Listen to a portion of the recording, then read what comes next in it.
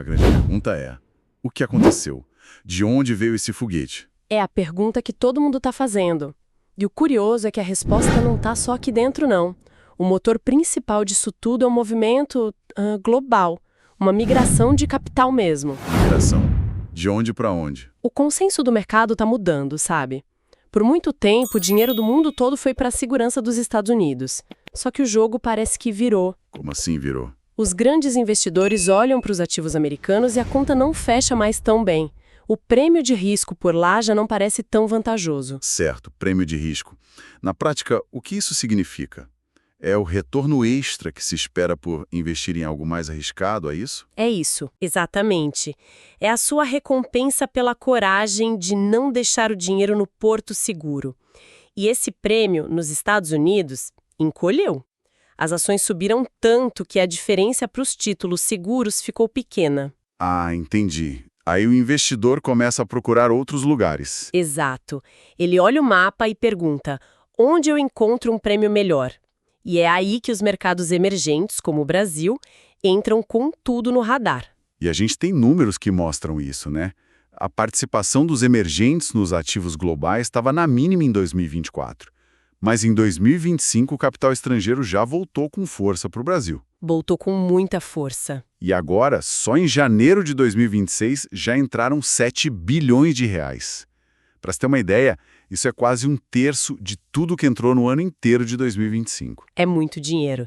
E é nesse cenário de euforia, de capital novo procurando onde parar, que a gente vai focar nossa análise hoje. Boa. A gente separou 3 empresas que se destacam para quem busca renda, para quem busca dividendos, e o mais interessante é que 2 delas, por incrível que pareça, ficaram para trás nessa festa toda. Ficaram para trás? Com a bolsa nesse foguete? Pois é, parecem estar com um belo desconto. É um paradoxo que vale a pena a gente entender. Então vamos começar por uma delas. A primeira é a CSN Mineração. O caso dela é chocante.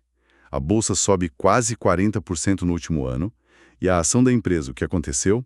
Andou de lado. Um desempenho bem modesto, para dizer o mínimo. É como se ela não tivesse recebido o convite para a festa. E é justamente por isso que ela se torna uma convidada interessante agora. O dividendo atual dela já é de quase 9%. Quase 9%? Mas se a gente olhar a média dos últimos 5 anos, o número é ainda mais impressionante. Passa de 15%. Só que aqui tem um detalhe importante. Qual? Esse valor é um pouco inflado por um pagamento extraordinário, sabe? Teve um ano que ela pagou 22% de uma vez. Foi um ponto fora da curva. Ah, entendi. Então esse número de 15% tem o asterisco. Mas e o dividendo recorrente, o do dia a dia? Aí que tá o ponto-chave. Mesmo tirando esse pagamento gigante, a gente está falando de uma empresa que consistentemente entrega um dividendo perto de 10%. Em um cenário de juros caindo, encontrar esse tipo de previsibilidade numa empresa de commodity que é cíclica por natureza é bem raro. Faz todo sentido. Olhando os gráficos aqui, a imagem é muito clara. A linha do lucro dela é uma montanha-russa, sobe e desce forte, o que é normal para o setor. Sim, super normal. Mas a linha dos dividendos pagos ao acionista é quase uma reta. Super estável desde que ela abriu o capital em 2021. Isso mostra uma intenção, né? Uma política clara de remuneração e tem mais uma camada aí. O preço da commodity que ela vende, o minério de ferro, se recuperou bem nos últimos meses. Certo. A gente esperaria que a ação acompanhasse, como aconteceu com a Vale, por exemplo. Mas com a CSN Mineração, não. A cotação ficou parada. Então ela pode estar duplamente descontada em relação à bolsa e em relação ao próprio produto que ela vende. Exatamente, essa é a tese. Ela parece barata por vários ângulos. Ok, essa é a história da empresa que ficou parada enquanto o trem passava. Mas, e o contrário? Tem alguma que não só ficou para trás, mas que andou para trás, que caiu com a bolsa subindo? Tem, e é o nosso segundo caso, ainda mais intrigante, BB Seguridade. BB Seguridade? No mesmo período em que o Ibovespa subiu 40%, a cotação da BB Seguridade caiu quase 14%. Uau, 14% de queda com o mercado em festa. Alguma coisa deu bem errado aí. Sim, o mercado não costuma punir à toa. Os resultados operacionais da empresa do último trimestre foram bem fracos. Fracos como? Quase todas as linhas de negócio caíram. Os dois carros-chefes, que são os seguros do agronegócio e o seguro de vida, tiveram quedas de 18% e 10%. Nossa, quedas fortes. Sim, e o resultado final foi uma lucratividade estagnada. A empresa parou de crescer, basicamente. Ok, o cenário é esse. Negócio patinando, resultados fracos, ação caindo. A pergunta é óbvia. Por que alguém olharia para essa empresa como uma oportunidade? Parece tudo que o investidor de renda não quer. Parece contraintuitivo, eu sei, mas é aí que entra o pulo do gato da tese. Foi justamente esse mau humor todo do mercado que jogou os múltiplos da empresa no chão. Múltiplos? Você fala de preço sobre lucro? Isso P sobre L, o famoso PL. Ele nos diz em quantos anos o lucro pago sem investimento. O da BB Seguridade hoje está em 7,92. E isso é baixo. É o menor valor de toda a história da companhia. Desde a abertura de capital dela em 2013, nunca esteve tão baixo. O menor da história. Isso é um dado muito forte. Fortíssimo. E não é só ele. Outro indicador, o preço sobre valor patrimonial, o PVP, também está na mínima histórica, em 5,54. No passado, o mercado já pagou quase 15 por esse mesmo indicador. Então, apesar dos problemas operacionais, que são reais, E não podem ser ignorados. a empresa nunca esteve tão barata quando a gente olha para a própria história dela. Exatamente. O investidor hoje está pagando o menor preço já visto pelos lucros e pelo patrimônio da companhia. É uma aposta na recuperação. Entendido. Então temos dois casos de empresas com preços que parecem no mínimo atrativos. Agora aí a terceira. A JHSF, essa é o oposto. Não ficou para trás, ela subiu bem. A oportunidade já não passou. É a primeira impressão, né? Mas a história da JHSF é a de uma transformação. Um caso de manual de como uma empresa pode mudar seu modelo de negócio e ser recompensada. E qual foi a grande mudança? O grande anúncio recente foi um cronograma de pagamento de dividendos mensais para 2026, mais de R$500 bilhão no ano. Dividendos mensais? Isso é muito raro para uma ação. É coisa de fundo imobiliário? Exato. Na prática, com a cotação atual, dá um dividendo de mais ou menos 0,8% ao mês. É um fluxo de renda constante. E com isso, dá para calcular um preço teto, certo? Sim. Por exemplo, para quem busca um retorno mínimo de 6% ao ano só com os dividendos, o preço máximo a se pagar na ação seria perto de R$14. Mas o mais legal é entender o que permitiu que a empresa fizesse essa promessa, sabe? Imagino que seja essa tal transformação estratégica. Perfeito. A JHSF, historicamente, era uma incorporadora. Construía e vendia imóveis. A receita disso é irregular, cheia de picos e vales. Sei, vende um prédio num trimestre e o lucro explode. Depois passa meses sem nada. Exato. A partir de 2020, a gestão virou a chave. Decidiram focar em negócios com receitas recorrentes, previsíveis, shoppings, hotéis, aeroportos. É como trocar a venda de imóveis pelo aluguel. Uma ótima analogia. E como isso aparece nos números? Se a gente olha só a receita bruta total desde 2021, ela ficou de lado, até caiu um pouco. Pode confundir. À primeira vista parece que a empresa piorou. Pois é, mas a mágica é abrir esse número. A receita total ficou estável, mas a composição dela mudou da água para o vinho. A receita recorrente, essa do aluguel, não parou de crescer. Hoje já é 61% do faturamento todo. Ah, agora faz sentido. O mercado entendeu que a empresa ficou mais previsível. Exatamente. E uma empresa mais previsível consegue prometer dividendo mensal e o mercado acredita. E tem outros pontos, né? O foco no público de altíssima renda, com shoppings com 99% de ocupação. Que é um número incrível. E o crescimento da JHSF Capital, a gestora deles, que triplicou de tamanho em 2 anos. Tudo isso fortalece a tese. Mas Sempre tem um mas. Onde está o risco? a dívida. Para financiar tudo isso, a dívida bruta da empresa explodiu. Saiu de R$1,5 bilhão em 2021 para quase 6 bilhões hoje. Peraí, 6 bilhões, a dívida quadruplicou. Mesmo que a geração de caixa tenha crescido, um número desses acende um alerta, não? Acende um alerta amarelo, com certeza. O que tranquiliza, por enquanto, é que a alavancagem, que é a relação da dívida com a geração de caixa, está controlada em 1,88. Porque a geração de caixa cresceu junto, na mesma velocidade. Isso. No cenário atual, a dívida é saudável. O problema é num cenário de estresse. Numa crise, o lucro pode cair, mas a dívida de 6 bilhões continua lá. Os juros têm que ser pagos. Entendi. A empresa ficou mais vulnerável a uma crise do que era no passado. Exatamente esse é o ponto. Certo. Então, para amarrar tudo, começamos com a bolsa em recorde, puxada pelo dinheiro gringo. E daí vimos 3 casos bem distintos.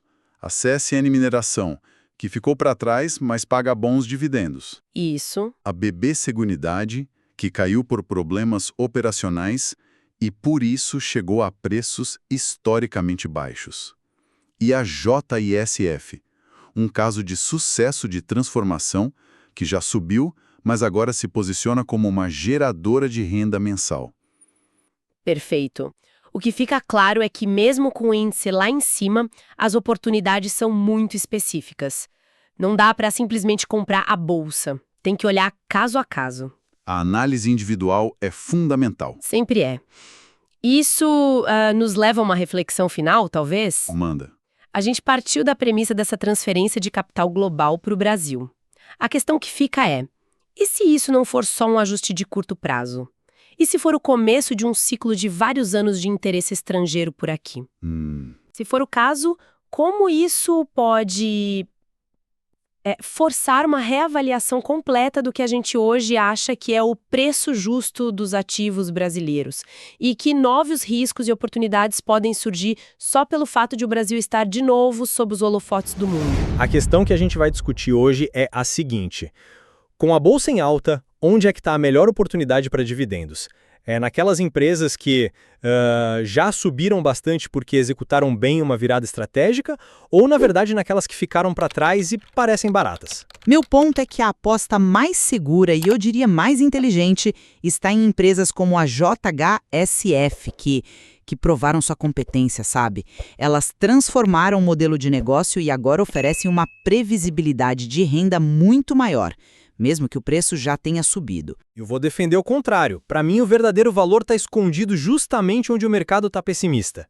Empresas como a CSN Mineração e a BB Seguridade, que não acompanharam essa alta toda, elas estão negociando a preços historicamente baixos e continuam sendo ótimas pagadoras de dividendos. Bom, vamos começar pela JHSF, então. A transformação da empresa é notável. Ela saiu de um modelo de incorporação que é super cíclico, imprevisível, para um modelo onde 61% da receita já é recorrente. Vem de aluguéis de shoppings, outras fontes estáveis. Isso, assim, dá uma tranquilidade enorme. Uma tranquilidade que custou caro, não? A dívida bruta saltou de 1,5 bilhão de reais para quase 6 bilhões para financiar essa mudança. Isso não te preocupa? É um ponto válido. Claro, mas é um risco calculado. A dívida foi usada para construir ativos que geram caixa constante. E a prova está nos números.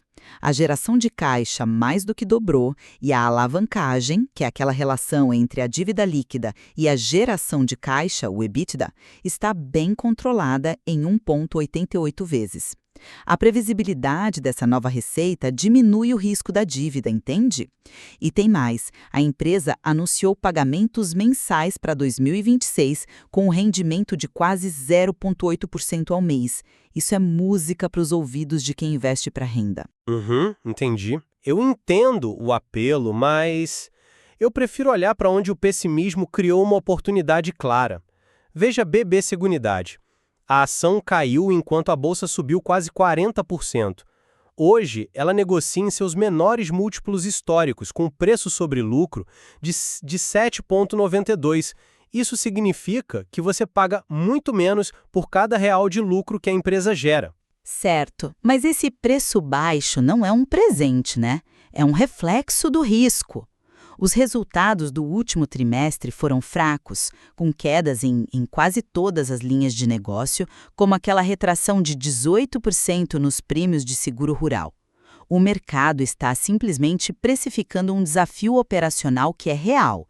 Eu não vejo um desconto aí, eu vejo um problema. Mas é exatamente aí que mora a oportunidade. O mercado exagera tanto no otimismo quanto no pessimismo. O preço atual já reflete todos esses problemas e mais um pouco.